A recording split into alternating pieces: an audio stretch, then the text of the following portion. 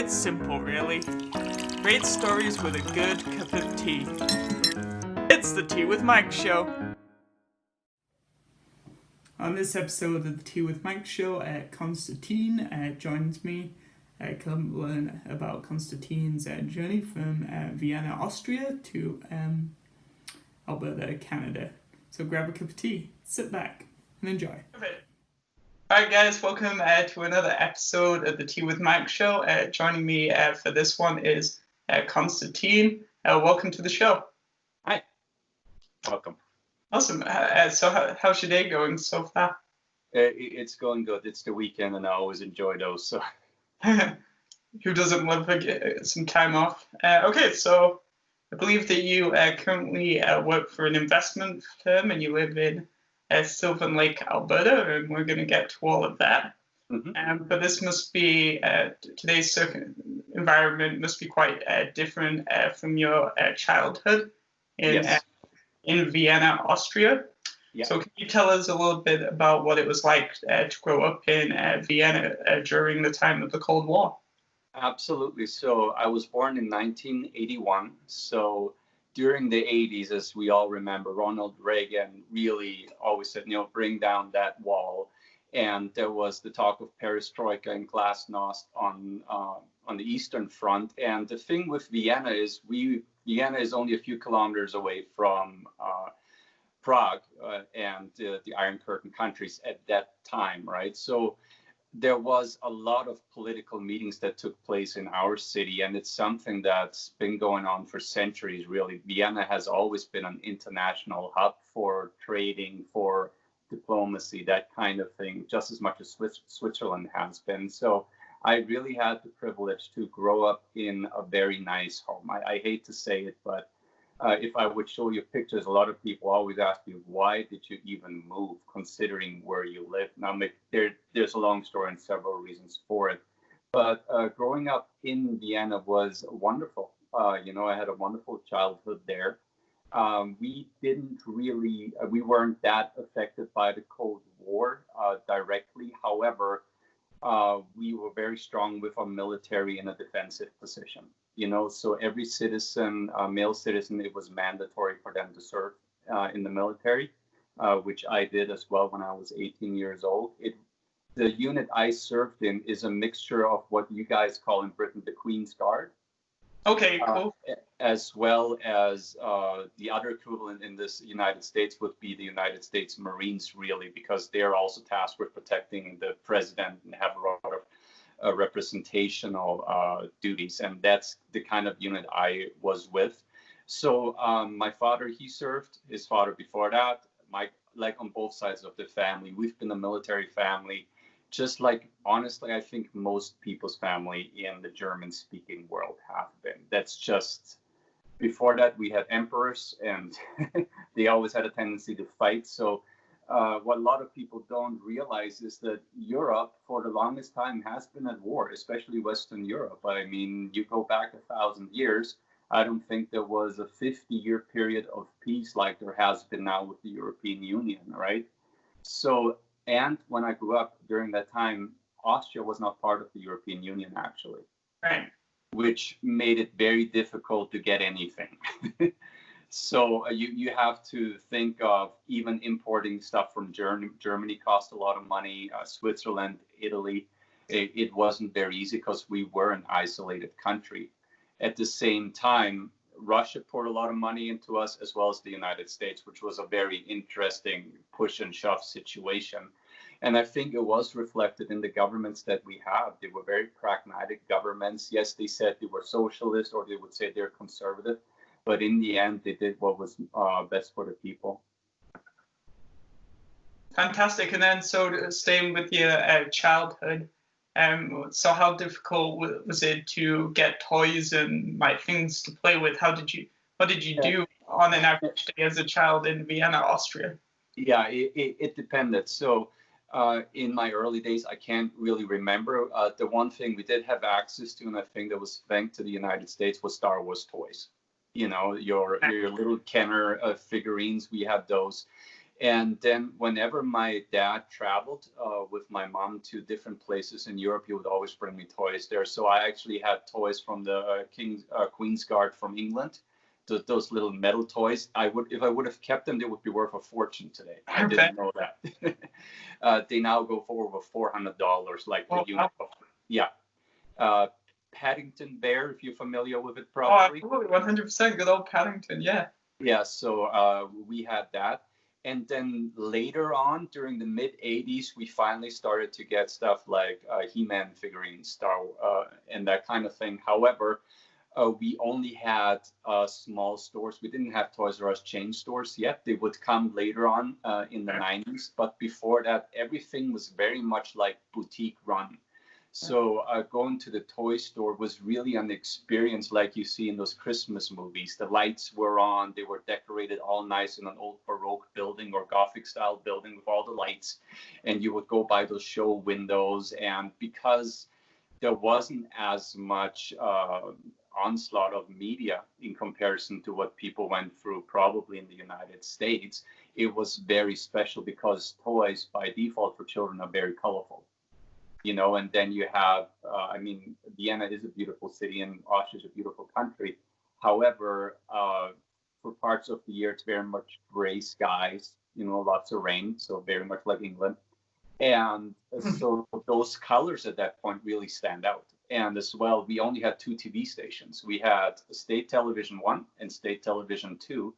And there were a lot of laws in place of what could be aired and what couldn't be aired. So there was no ads for children, targeted with toys. That only all came later once during the 90s, really, when we opened up more. So the few toys you had, you really valued. You really cherished, fantastic. So what you're describing to me is there's a lot of heavy emphasis on local, not many imports. Exactly. Like I can still count on my hand the toy stores we visited, and most of them had kind of wood-made toys, lots of books, that kind of thing, very practical things to play with. And lucky for me, I had an older brother. He's 3 years older than I am. So I did have someone that I could just play with and that would entertain me. And so it didn't matter what, we would always find something to do. Fantastic. And then, so if you're looking back to, as a whole to your time in Austria, is there a particular memory that stands out? A particular memory? Yes. Quite a few, but I think the fondest ones that I have was just being able to go to museums and the opera, that kind of thing, because of my father's occupation. He was a stage lighting engineer. So it wasn't just a technician, he actually engineered lighting for Phantom of the Opera when it came to the German-speaking world.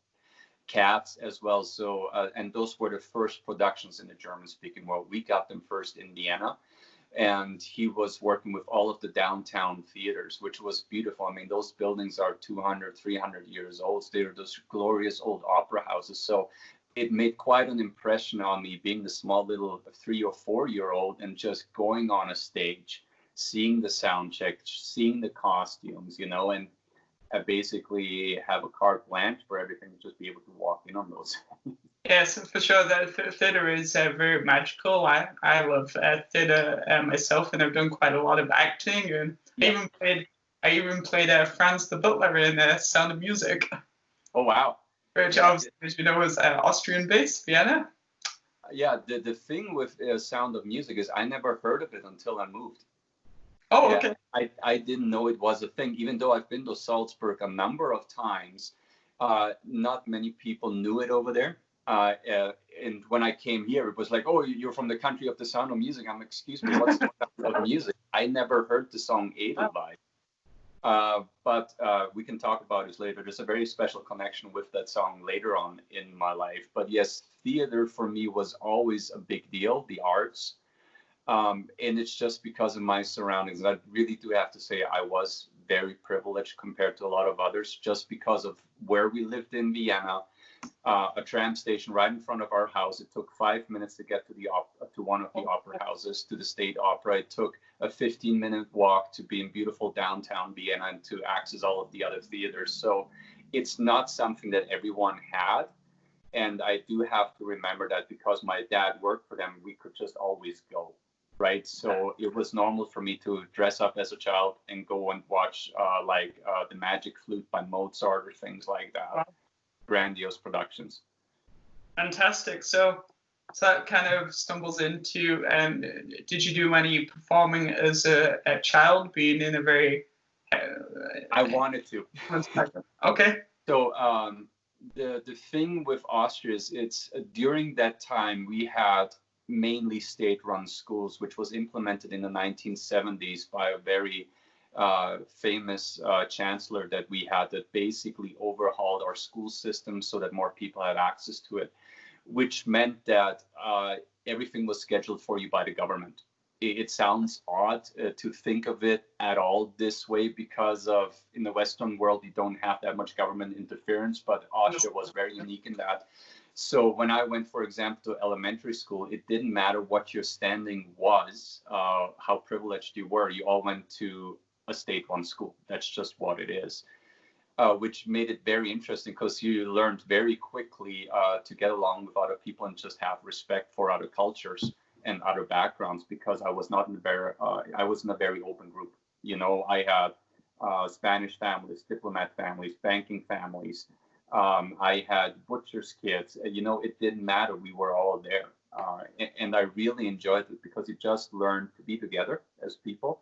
At the same time, I then started to take lessons for classical dance, so jazz dance. At that point, my mom always said you should do ballet, but my toes just, I'm like, no, I'm not going to try and do that. That way.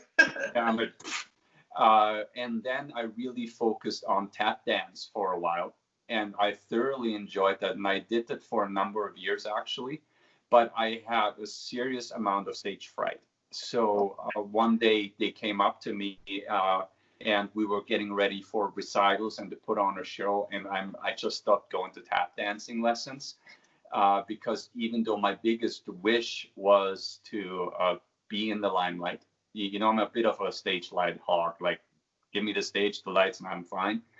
But not back then. I was very insecure about a lot of things. And to this day, I regret having made that decision. And then during my teenage years, just other things like AKA girls became more important, really. And it's also because some of my friends, they started so early. Like I knew people that started playing the violin at 4 and other things at 6. So when you're 12 years old, you feel like you're so far behind the 8 ball. Why even try? Not knowing that I was in a very, very competitive market. You know, we have some of the best schools in Europe when it comes to singing and dancing and learning instruments. And that's just what it is when you're in that market. There's just so much competition, right?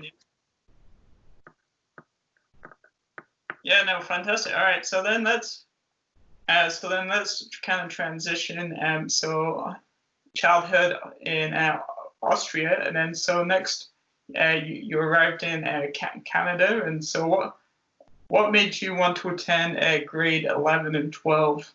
In Pigeon Lake, Alberta, of all places. Yeah. So Vienna is a city that's densely populated with 2 million people. So wherever you go, there's people. That's just what it is. You're always, I don't want to say partying, but there's always something to do. Right. Which also meant if you wanted to perform well in school, you kind of had to cut down on some of that going out. You know, just a hint. So the school I went to, our school system's different. You do 4 years of elementary school, and then right away afterwards, you either, and that was back in the day, and it has substantially changed since then. But then you either did 4 years of high school, or you went and did 4 years of prep school, which is what 8 years of prep school. So prep school, basically, you do 4 years in understudies, and then you do 4 years in overstudies. It's a weird way of saying it, but that's how it was described. So really what prep school for 4 years is brutal. I learned Latin, philosophy, all the German poets, English poetry at age 10. That's a bit much.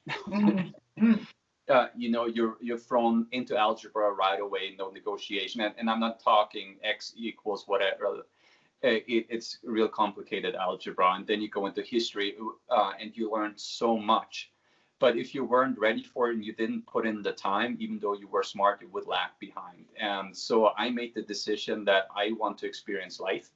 So I was a bit of a dreamer, more so than my other students, and I had a hard time focusing, which after being at prep school for so many years, I made a decision to go into business school instead, which would be I know I was 15 years old, but the equivalent of what you studied is university level here in Canada, actually. And so I did 2 years of that, and those 2 years were brutal. You go to school 6 days a week, and after hours, you go and work for a company like Siemens and help put on events, to impress people in the industry, because our school was funded by the Chamber of Commerce of Vienna because they needed practical business leaders. So during that time, I thought that I was a more practical person. Turns out I was completely wrong later in life, but that's okay. And during that time, I'm like, I just wanted a break. 17 years old. So my English teacher came into our classroom, and she said, you know what, here's this exchange student corporation. If you want to sign up, here's a flyer. I looked at it and I'm like, I got to go. I really just got to go and travel. And during that time, there was a Canadian TV show called Due South about a RCMP officer who was stationed in Chicago. And it goes on about the adventures that he has. And that had a great influence on me just because of the artistic direction of it. And very often they showed a scenery from Canada, which was breathtaking. I mean, I grew up with the Alps, but they showed you the Rocky Mountains, the prairies. And so I started to really be interested and started to buy maps about Canada and books and get as much information as I could about it. So during that time, I took the flyer home to my parents and I told them, I want to go on a year to Canada. And they're like, okay. And I'm like, what? Like you're just not gonna try to dissuade me from it? They're like, no. You want to go, you're gonna go. I'm like, crap. I did. Okay. So I went through an interview process. They assess your grades because they don't want you to go if you have bad grades. No. Because coming back would be very difficult for you, because when you go, you have to study all you do for Austrian school as well as Canadian school. Wow. So you have doubled the course load, and you need to make sure that you're somewhat of stable human being that can handle that much pressure. Crazy. So I went through the interview process. The person that ran the corporation actually flew over from Missouri, interviewed me in a very nice hotel in Vienna. So it's just great memories. And then they told me, yep, you qualified. And then my parents just had to write a very big check. Didn't come cheap.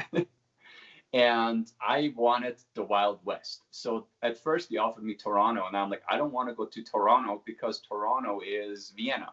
Right. People from all over the world, tons of theaters. I wanted something that on purpose takes me out of my current environment, because I wanted to experience adventure, the frontier, right? So in August 28th, 1998, I landed in Edmonton. In Calgary, and then flew to Edmonton.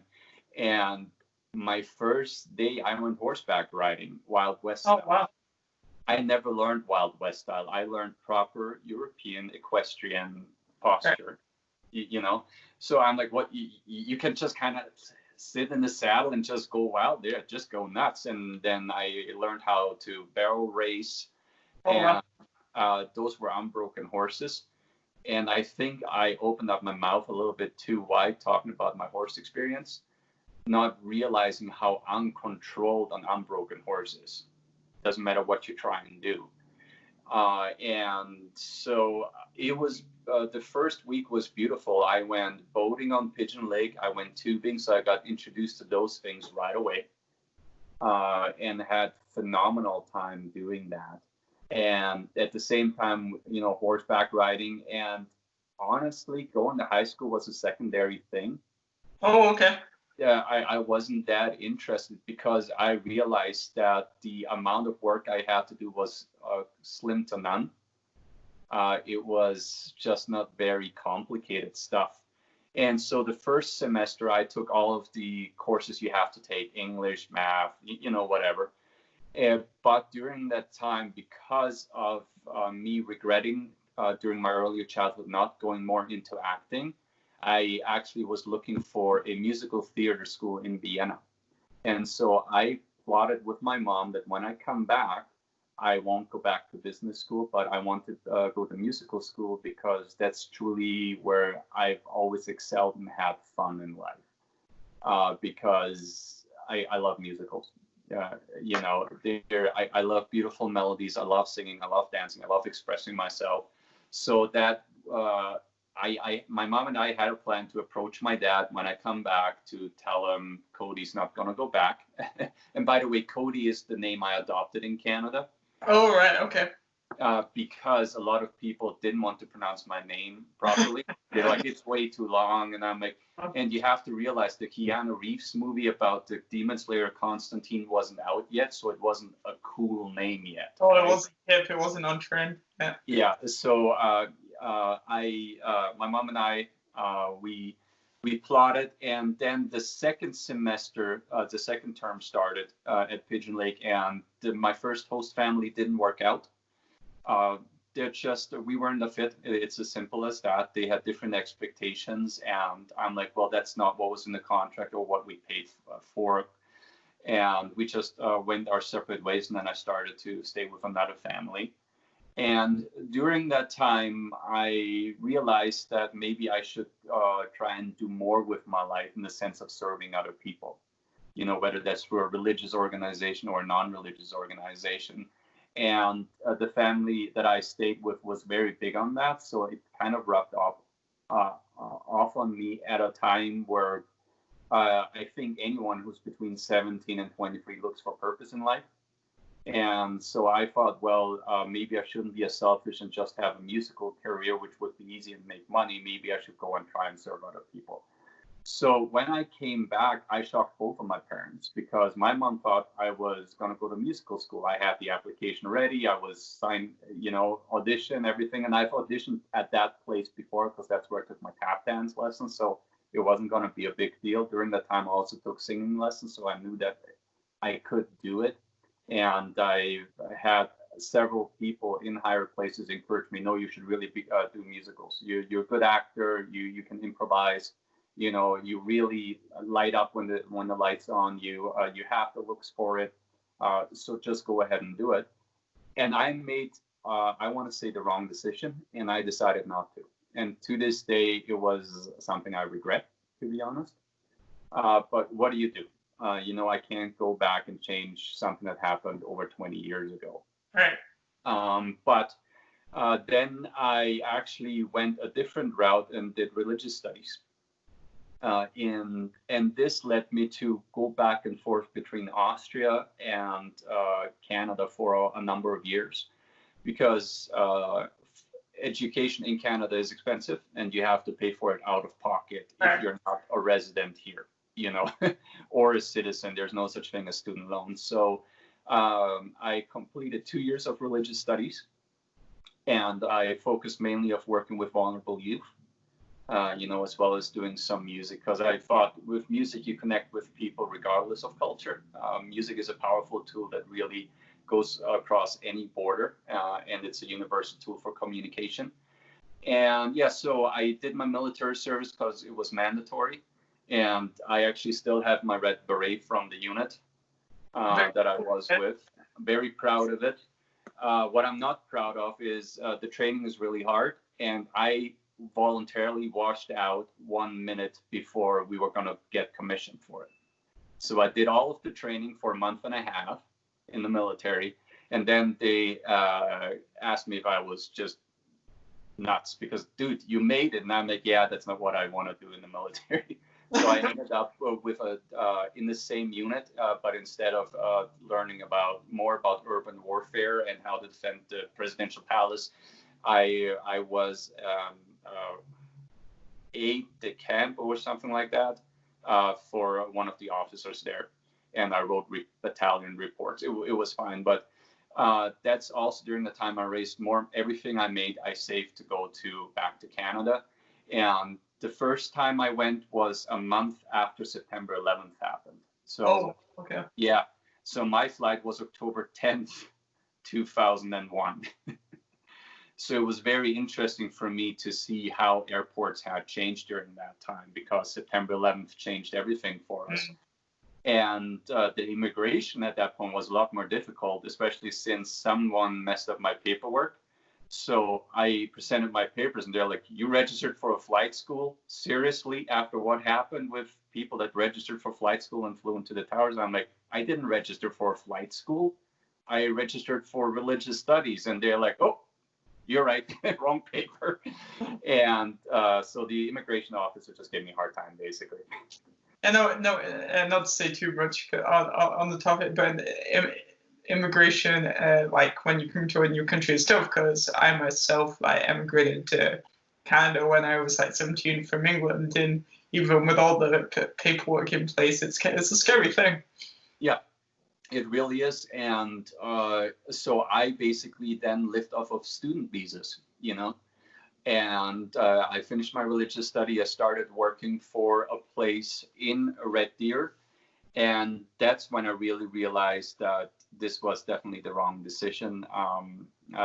It's not something I can really talk about, but basically it ended up no pay, really hard work, 80, 90 hours a week. And I'm like, that's not at all what I wanted. And so after 4 years, I made the decision to no longer pursue that. And during that time, I've also met my wife. So there's a whole time span from when I was 20 years old to 27 where I did kind of that kind of work in the Red Deer area. And I met my wife during that time in 2002. We met singing, actually. And we got engaged 2 years later, got married in 2005. And then in 2007, the government changed in Canada. So it changed from Paul Martin to Stephen Harper during that time, which allowed for a rework of the immigration system. So before that, I already tried to get my permanent resident card, but they made it almost impossible to do so for people that were living inside of Canada and applying from inside. It was a very weird process. They made me fly to Vancouver, take a language test there. And I'm like, I went to high school here in Canada, by the way. I did grade 12 English. So if you don't think your school system's okay, that's weird. So I had to fly to Vancouver on my own dime, took an English test there, aced it. And then it's just obstacle after obstacle. And then my first application actually got denied for a very stupid reason. And so then I applied again, and that was processed again. It took 2 years before I ever heard back. But once Stephen Harper came in, they said, well, if you are married to a Canadian, it doesn't really make it easier. But if you can prove that you have a legitimate relationship, there is such a thing as sponsorship. So I'm like, well, we've been married. So we had to send them a lot of stuff I don't think the government should have you send, like letters, photographs, of you going out together, that kind of thing, just to prove that it's genuine. And it all had to be date stamped too. And I'm like, okay, we did what we had to do. We talked to an member of parliament in Red Deer. I think his name is Earl Dreeshen during that time. And he actually did a lot of work for us. And I do really have to thank him for him putting his foot down for us, because suddenly everything went butter smooth. And it took us 6 months to get me my permanent resident card. And I got it February 14th, 2008. I became a permanent resident of Canada. And during that time, I was actually doing social work. I changed employers and I did social work with Aboriginal children. And teenagers. So at that time, I was already doing 8 years of working with children or people from vulnerable homes. And I realized, well, maybe I want to learn more. And so I signed up and I majored in psychology through the University of Athabasca. And I took all of the courses required that are specifically psychology oriented. So I did first year, second year, third year, and fourth year courses, completed it all. And then I ran out of money because as a permanent resident, there is no such thing as a student loan through the government. So everything's out of pocket. And man, did it become expensive. It went from $800 to $1,500 per course, from $75 to take an exam to $200 to take an exam at Red Deer College with a proctor. So I'm like, this is a huge burden on my family, especially if I want to finish the degree. It's going to be more than $40,000. Yes. And I'm like, out of pocket. That's not easy. And I also didn't like how some of the instructors behaved, nor do I, and I have to be honest about it, I didn't think that the quality of the courses was that great. I was used to school in Europe, which it's just organized differently. And I was still fascinated with studying in the United States at the same time, because I had friends that went to Harvard, Yale, Princeton. And I'm like, maybe I want to look at that. But that was definitely out of the question, because that was the, 2008 for 2012. Online learning wasn't the best thing yet. They were just starting to learn about it themselves. And the cost to go to Harvard, forget about it. And I don't even think there was a program back then that would allow you to take a whole degree online. Right. And then so what made you want to study psychology? Because I thought it's interesting to work with human beings, but I wanted to learn more how we all function. And my wife actually got a diploma in early childhood development. And she really inspired me because she's a very hardworking person and a very wonderful person and very smart. And just the stuff that she learned, and she went to Red Deer College. She's an alumni from there. And it was amazing because even though she ended up working with children, but then transitioned with starting her own art business. So everything she learned in school with how to teach people and how to read people, she just applied it to adults, and it worked very well for her. She had her own business starting in 2010, and she rented out of one of our rooms in our house. And so I studied psychology because I wanted to learn not just about children, but about humans in general. I was always very much a philosophical person, and psychology really is an extension more so of philosophy than it is of a natural science. Because, like, if you wanted to study actual behavior, you want to start to go into neuroscience, which is a medical degree more so than a psychology degree. And there's still a fight between what is better, being a psychology or being someone with a medical degree that actually can prescribe medications.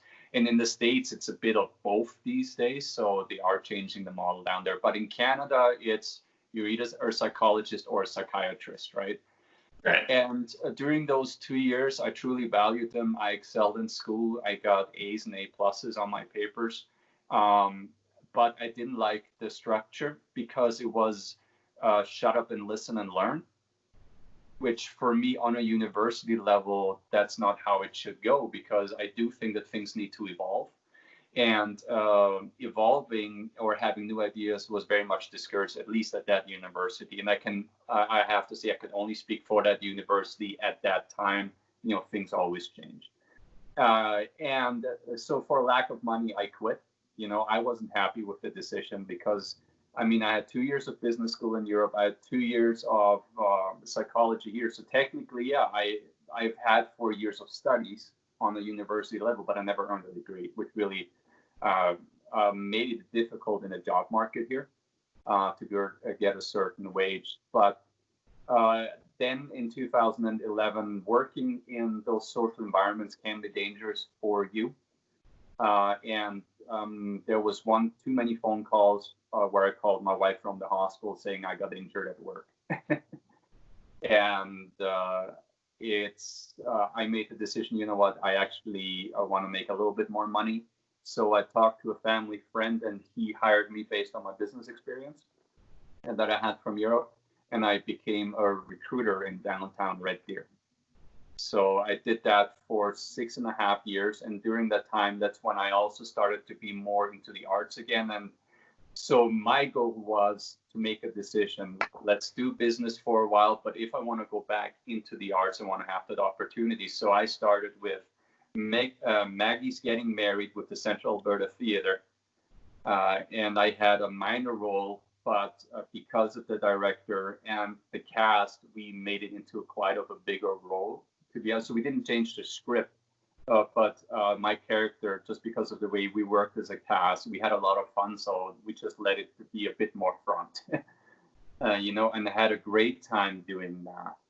And then I started to audition for other parts. I started to audition for TV as well. I got a part on a TV show called Klondike, which was filmed at the foot of the Rocky Mountains by, I think it's called Jump Around River, west of Calgary. And it's a big property where they filmed The Unforgiven with Clint Eastwood. Oh, very cool. Legends of the Fall was filmed there as well in that region. And so Klondike was produced by Ridley Scott. He was the executive producer on it. And it had cast members from Games of Thrones in it, And so I was very privileged. I played an RCMP officer in the background. Not a speaking role, and I got shot in the head and had to lay on the slab. And there was, do you remember the movie Reservoir Dogs with Quentin Tarantino? No, not personally. Yeah. Anyways, one of those actors, he was one of the main villains. So I got to play the dead guy beside him playing the dead guy, and we laid on solid ice. It was very uncomfortable, and they gave me one of those suits underneath my uniform so I wouldn't freeze. It was 4 days of just a heck of a lot of fun. That was very exciting. Also very competitive, even there, because just because you have a part doesn't mean you actually appear. So there's a lot of jostling going on and having to run to the front and, hey, it's me, take me. Which is weird. I wasn't used to that because in Europe it's done very different on TV productions. There's a lot more clear structure, but it was also a not very experienced filmmaker that made that show. Like Ridley Scott was the executive producer, but the person that did it only had a couple of TV shows under his belt and a couple of episodes at that. But I still enjoyed my time. And then, so that was 2013. I did some more acting with Cap. I did a couple more plays. I also started to venture out in actually wanting to build a career as a singer again. And I started to put on my own little concerts where I would basically do what Michael Crawford from Phantom of the Opera did and just sing highlights from musicals, and I had a lot of fun doing that. But I do have to say that Alberta probably isn't the place where you're going to get big with that. Right. So, sorry to interrupt. We're just going to take a brief pause, and then we'll get right back to psychology and theatre. So the tea fact for the episode is peppermint tea may improve energy levels and reduce daytime fatigue. And this comes from healthline.com. So I'm really curious to see if that actually worked. All right, so let's see. So obviously you, we're just going back slightly. So obviously you studied psychology. Do you think studying psychology and learning all about human beings helped you when you became a recruiter? Yes, absolutely. Any particular skills you feel in particular helped you? You start to see pattern in human behavior. And so I hate to say you can categorize people because I do believe and respect individualism very much.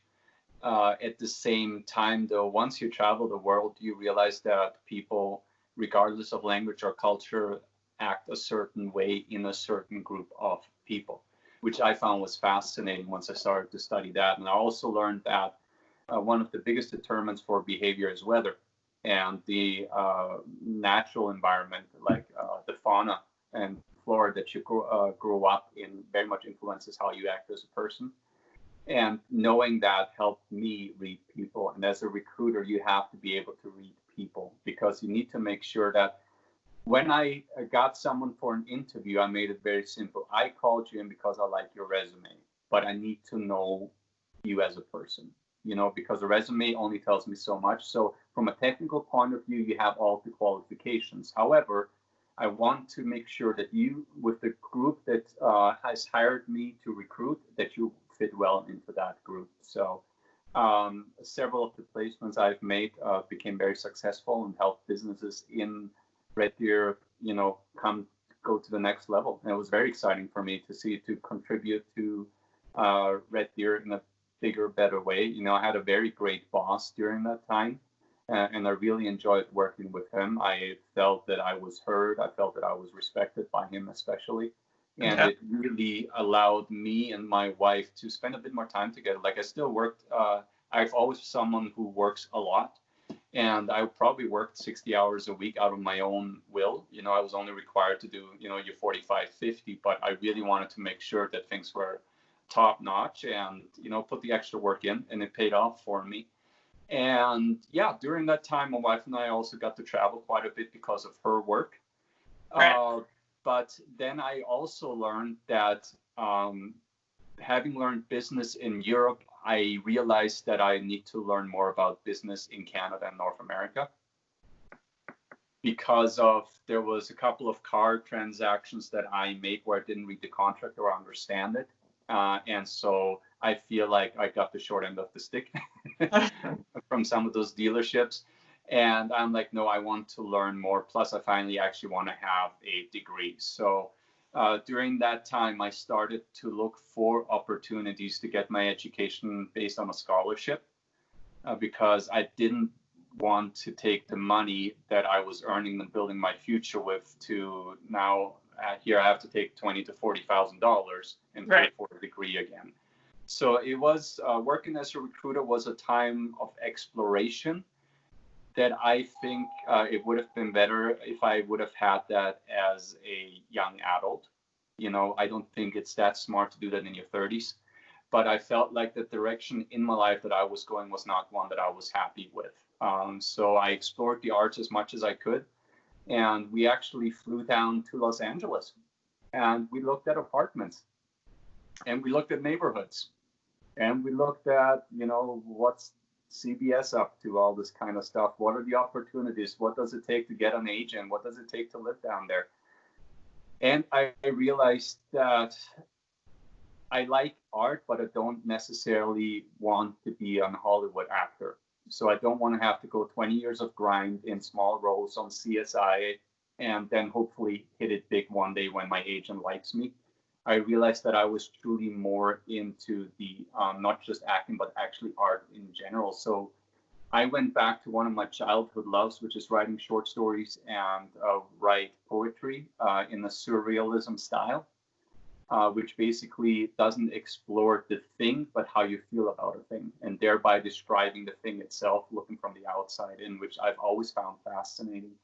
And so I have oodles and oodles of poetry lying around in my house. And I realized that in order to become the person as an artist that I want to be, I need to finish my education. So I looked around, but the only degree that I could get for basically free on a scholarship because of past experience was a Bachelor of Science in Finance and Economics. So It doesn't seem very art related. However, and that degree was based on a scholarship that Bill Gates Foundation has done more for me than anything else in my life, for making it possible for me earning that degree and not having to pay out of my nose for it. And I'm very thankful for that. And so the school itself was put together by deans from Harvard, UCLA, and MIT that thought that there needed to be an education revolution happening in the United States because income stagnated, but tuition, just like in Canada, just goes through the roof. So it became unaffordable for the middle class or the lower class. And studies always show, and data always shows that the number one way out of poverty is education. You know, it doesn't matter where you are in the world. Education is the number one way. The problem is it's not suited for everyone, you know. And I do think that some people, they are great at trades, but they don't like university. I do think that there should be more respect for tradespeople, because I do think that like cars, houses, those are important things, you know. And I do think that they should get better paid for the work that they're doing, especially when they're good. You know what I mean? They do 4 years of school just like everyone else. And so I do think that an auto mechanic should get a better wage, you know, or a plumber. But so I finished my degree. It was hard work because I always studied and worked full time. So the way it worked is you take 2 courses over a 9-week period. During 1 week of each course, you have to write a short paper, which is about 400 words. You have to write a longer paper, which is 500 to 750 words. And then you have to write a paper for your instructor anywhere between 400 to 700 words. So 3 papers per week per course. Double that. So that's 6 papers per week over an 8-week period, because during the last week you just have finals, right? Every 3 weeks you have midterms. They are proctored. So just a lot of studying. And I felt good about myself going into it, because I'm like, hey, I finished 4th year level courses. I wrote 18-page papers. You know, I aced those papers. The first paper I ever got back from the university, they're like, if this is your level of writing, you need to greatly improve. And we're talking by at least 80 to 100%. Now, I'm like, what do you mean? What you learn to write apparently is to write very nice regurgitation of what you read. But what we really want is give us new ideas, give us how you think you can change the world, which was mind-blowing. And what I truly valued at that university was that you work with people that have double MBAs, double PhDs or more. They're active members of universities teaching there, and they do work with that university for one reason, is they don't get paid anything, but they do it because they want to make this world a better place. So their incentive is for people to learn more and to change the world, which is very, very different. I really think that this is the kind of university that Aristotle and Plato and Socrates had in mind, where we know what we know, so let's learn what we don't know. Right. And it really humbled me, because after I got that first paper back, I was devastated. I'm like, man, I thought this was going to be easy. So a lot of work, but I started that in 2016, and I truly learned to read quite quickly and to retain information. And that's one thing that I do have to say I'm happy with. I have a good memory, and I remember patterns very easily. So I learned to cope with it, you know. And the only change I made with my life is I stopped consuming media, whether that's video games, television, and I just substituted for doing what I really wanted, which was learn more and get smarter. And yeah, which leads us to, how many minutes do we have left? Oh, we've got plenty of time. I wanted to ask you about what are some of the soft and hard skills did you learn while studying economics and finance? So finance and economics is something that in Canada and the United States, the curriculum is paid for by the big banks. So in the States, it's JP Morgan Chase. In Canada, it's the 6 big banks. They pay for the textbook. They have a lot of input on those textbooks, which means that you learn a biased view of economics. Especially, I've talked to several students that have MBAs here in Canada. They were surprised by my knowledge, just having a Bachelor of Science. Now, the degree is a tough degree. I mean, it's a conglomerate of Harvard, UCLA, and MIT. So yes, you get the best. However, it came with a lot of being freaking out. But what I learned was to see economics in a historical sense, you know, which is very important, because it's not, numbers is the last thing you look at in economics, actually. You need to know how to calculate it. You need to know a lot of things, but the first thing you want to look at is at a human being, at current trends on media and politics, because those things will determine the economics for tomorrow. They always do. So having learned psychology, having learned philosophy and history was one of the biggest assets ever studying economics. You know, I've already studied economics in Europe, but this completely blew my mind because it wasn't just about here's the theory on 10 pages. You go read the original books, like you learn Ricardo, you learn Smith, you learn about the Wealth of Nations. You have to read those things, you know, and you have to understand them, and you have to justify your pro or opinion against it. And writing papers means it's a lot of math. And so what I've worked with was when it came to my finance classes, which I'm very proud of, was classes that actually focused on stock valuation as well as stock behavior, which is a course you can't even get here in Canada. I looked, I couldn't. You know, I tried. I would have liked to take it in Canada. I mean, after all, I am a Canadian citizen since 2011. But unfortunately, there's a reason why a lot of people go to the Ivy League schools, even if they are from all over the world. It's because you do get the education is up here. You know, the pressure is up here, but so is the education. And I truly value that the way I can speak with my clients about their investments is very important to me, because I want to know that they know what they're invested in. A transparent process is very important to me. Whenever they have a stock or a mutual fund, they will know what is exactly in that mutual fund, what companies are in there, what is the past 10-year performance. And I'm not talking a nice cumulative performance. I talk each year. I want them to know this is the track record. People say that past behavior is not an indication of future behavior. And I'm like, past behavior is indicative of future behavior unless a major life event happens. Right, and then so for context, I just want to explain a little bit about what you do in your current job. Yeah. So what I do is I work for a firm called Edward Jones. We have a 100-year history. That means we've been through every major market crash since the Great Depression, including the Great Depression. We are a limited partnership, which makes us very different from other firms because other firms are shareholder-based. They're corporate companies, often publicly owned shares, which makes it difficult to be client-centered. But and I've interviewed with some of those here in the region. But in the end, I'm a bit of an idealist. And yes, I want to make money. Who doesn't? You know, I want to afford the things I want to afford in life. But more than anything, I think it's important that people get, and it's part of our economics, right?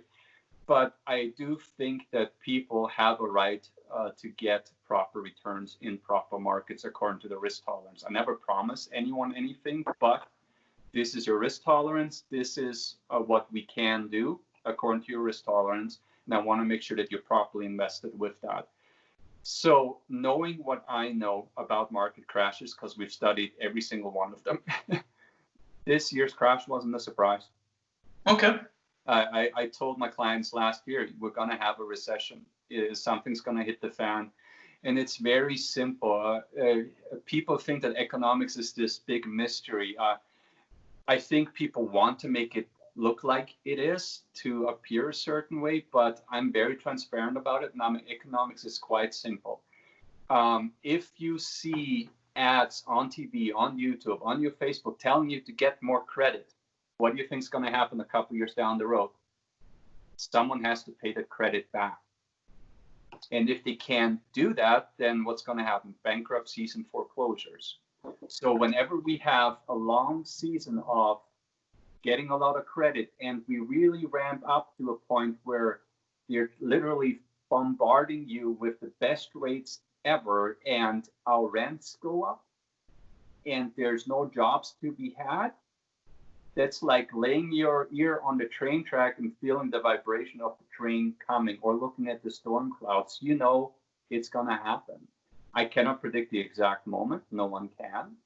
But there's enough indicators to know, based on trends in social media and in media in general, that we're going to hit a recession. So that's what I really learned in economics and finance, was to look at how companies behave, what companies to buy during a recession, and what companies to buy in general. And I'm very proud of it. And I will be starting my MBA this fall, and I'm actually writing my thesis on recognizing stock behavior and to learn proper investment behavior.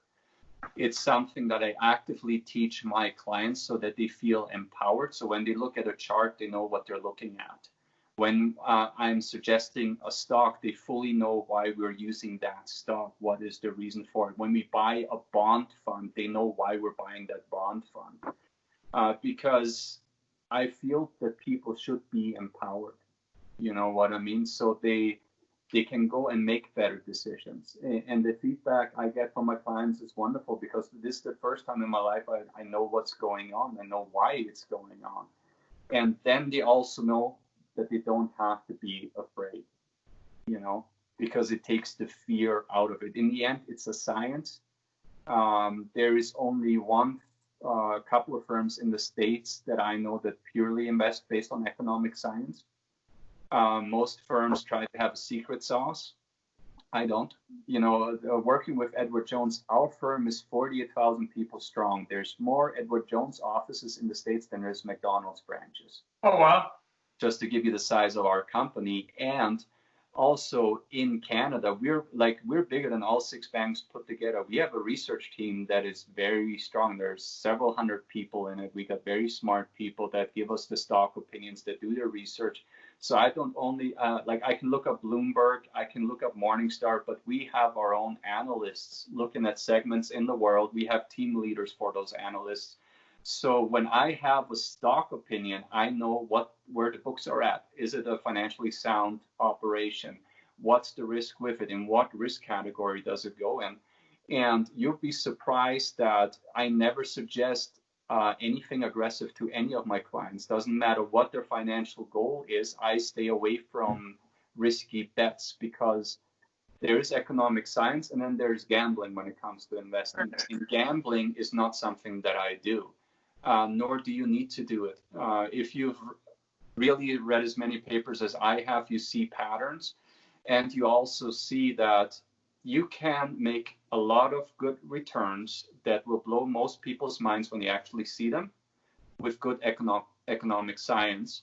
Right, sound decision making, yeah. Or you can take a big risk and a shot in the dark and see what happens. And honestly, when I didn't have that education yet, back in the 2010, 2011, I had a direct investing account, and I lost a couple $100 making stupid choices, you know, but that was before I went back to school. And I was also during that time looking for financial advice, but was surprised that I didn't find good advice, because my threshold was too low of the money that I had. So when I started my practice and when I joined Edward Jones, my goal was I will work with people that want good advice regardless of how much money they want to put in. I work with 7-figure people, I work with 6-figure people, and I work with people that we're starting with $500 and they're in the early 20s. Because once they're in the 40s, they're going to be everybody's favorite client. Everybody's going to call them up, hey, you should come over to me. And I'm like, well, why didn't you service them before? And I know a lot of it has to do with rules and regulations, the way companies are set up.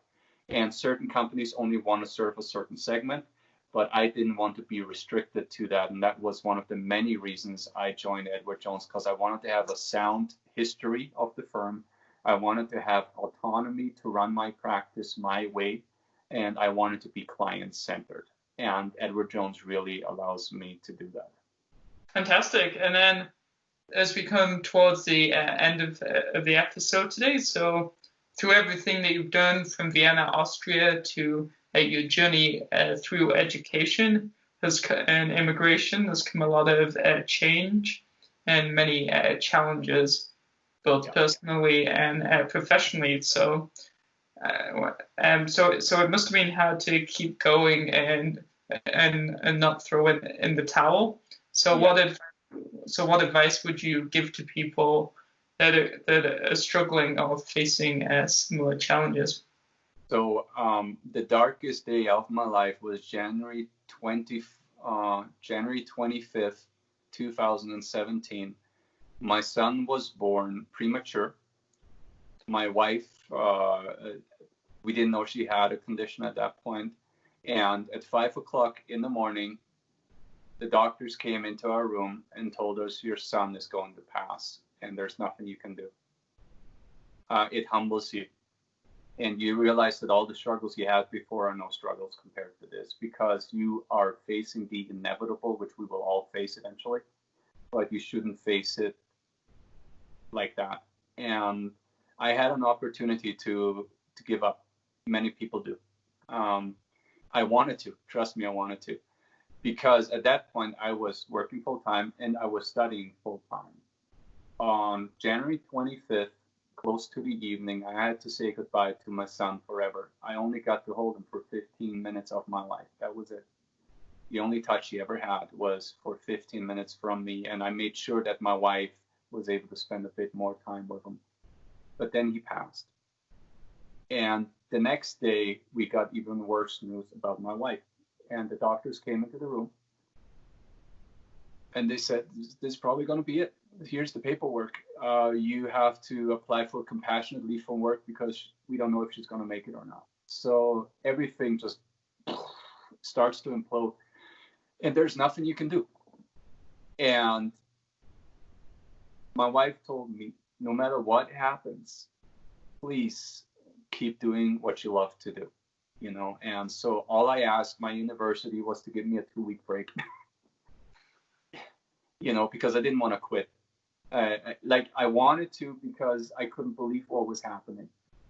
And at the same time, I didn't want to, because I don't want to disappoint my son.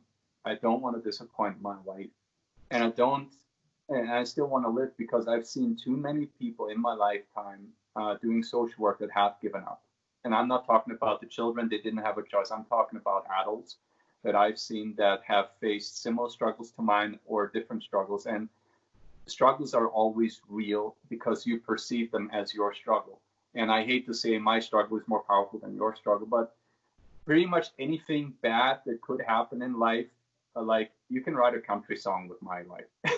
You know? It has happened to me. And at the same time, I do believe that we should have hope, and that we all have the opportunity to partake in a good life if we want to, regardless of what life throws at me. And that moment really changed me. And I realized that life is life and will always be life. I cannot control whether someone dies or doesn't. I cannot control whether someone or I suddenly their bodies change and you need to take medication and you need to relearn certain things. I cannot control whether I'm going to be in an accident or not. What I can control, though, is my actions on a daily basis and my thought life. And I just realized, you know what? I'm going to embrace uncertainty going forward. And that has really changed my outlook on life, because I was always a control freak. But I learned, if I embrace the uncertainty and I let life happen in certain areas that I can control, suddenly enjoyment of life actually becomes possible. And so my wife and I, we realized that we're not going to have another child. That was the news we got 3 years ago, because of what she was diagnosed with. And she lost most of her business running her, just because of it's not possible to run it on that scale. And she was very successful. She was #1 in sales for years in her company. Yeah, like she, great career. But now we were reduced to me being the breadwinner alone. But you know what? We've made some tremendous changes. I decided the right thing for us is to move. So we moved from Red Deer, from our townhouse, to Sylvan Lake. We live in a beautiful house. We were able to create a beautiful art studio for my wife here. And then the doctors actually told us, you can have one more chance to have a baby. And I'm like, well, life is life. And this is what life is giving us, is one more chance. And they're like, it's probably not going to go well, but there is a small chance that it can. And so we took that chance. And so 5 weeks ago, our baby daughter was born. Isabella Rose, healthy as healthy can be, a happy baby. I've seen pictures. It's so adorable. She was full term, at 38 weeks. And so I know it's dark, but such is life. I cannot control when we have a rainstorm or sunshine. I know in Alberta we have way too much sunshine, by the way. We are like a sunshine province, but some things are just life. So what I would tell someone that thinks like it is bad, what I always do is I embrace it and I acknowledge the situation. And a lot of people have the tendency to pretend the bad stuff doesn't exist. And I learned that's the worst thing you can do. I've lost my son. My wife lost her health, and we thought we lost everything. And I allowed myself to be mad. I allowed myself to express my feelings in a controlled environment, with people that I trust. And I also learned, therefore, to embrace the good things as well, more so than I ever have, because both are rare occasions in life. And I think we need to get away from this positive only psychology, because suicide rates are higher than they've ever been, because people no longer learn to cope with struggles in life. And so what I would tell anyone is embrace your anger and use it. Embrace your fears, your frustrations, and your loss, and use it to do something with it. And if you don't want to, then that's okay too. But know that you have a choice in this. I could have given up, and everyone would have said, yeah, you have a right to do so. But I made the choice and took responsibility for my choice. So when something happens now, I don't blame anyone else. And I'm like, this is life. That's what it is. But these are the things I want to accomplish, and I'll keep going after them. Well, fantastic. And thanks for spending some time with me and for sharing your story. Well, thanks for having me. I was really looking forward to this. Big fan. And I just want to say how you were able to get on with Gary Vaynerchuk. That really impressed me. Like that move you pulled there and the conversation you had. I've rewatched it a few times now. Well, appreciate it, man. Yeah, so thank you again. Perfect. And guys, this was another episode of the Tea with Mike show. Obviously, you're either watching this at teawithmike.com, and if you don't know about it, you can watch this episode at teawithmike.com. Thanks for watching. It's the Tea with Mike show.